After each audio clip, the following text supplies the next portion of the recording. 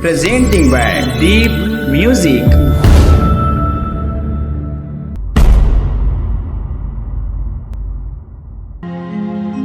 बोलो गुरु घासीदास बाबा की चन्ना मेला जाबो बही जाबुन गिरौदपुरी के मेला चलना मेला जाबोगा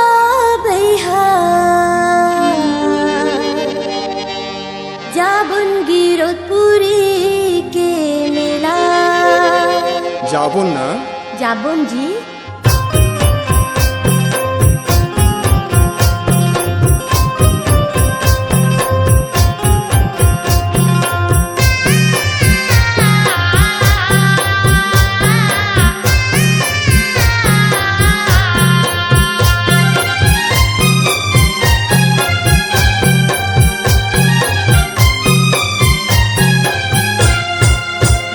चन्ना मेला जाबो बही जाबुन गिरौदपुरी के मेला चलना मेला जाबोगा भैया जाबुन गिरौदपुरी के मेला अब्बड़ महाने हवे बाबा के महिमा अब्बड़ महाने हवे गुरु के महिमा उही ल दर्शन करेला चलना मेला जाबोगा भैया जाबुन गिरौदपुरी के मेला चन्ना मेला जाबो बही जाबुन गिरौदपुरी के मेला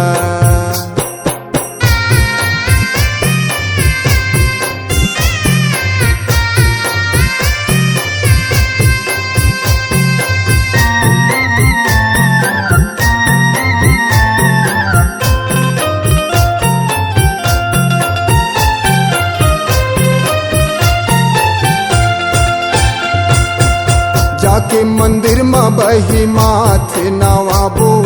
नरियर चढ़ाबो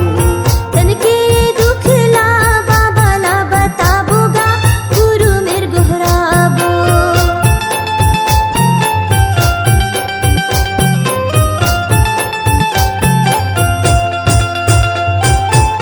जाके मंदिर में बही माथे नवाबो नरियर चढ़ाबो तन के दुख ला बाबा ला बताबोगा गुरु मेर गोहराबो माथे नवाबो नरियर चढ़ाबो बाबा ला बताबोगा गुरु मेर गोहराबो माथे नवाबो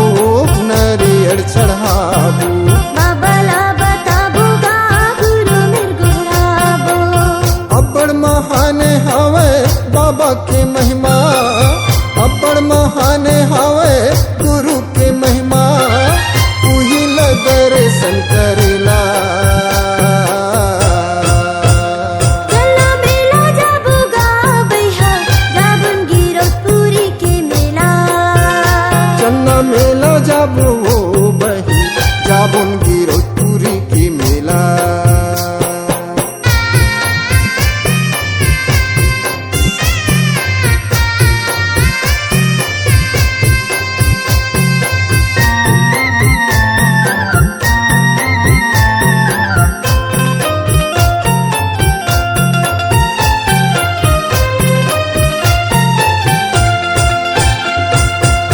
छाता पहाड़ ला तोला मैं देखा हूँ तोला मैं घुमा हूँ योग नदी में भैया जीवन बनाबोगा खाना पकाबो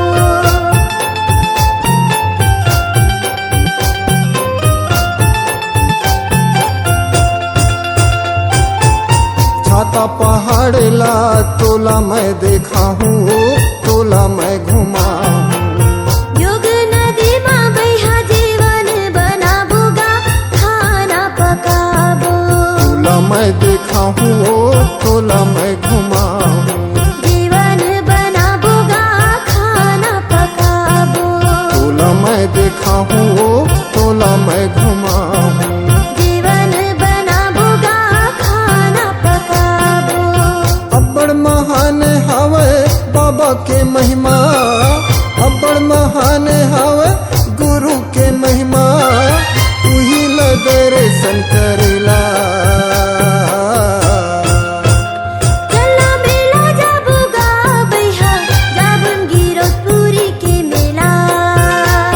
चन्ना मेला जाबो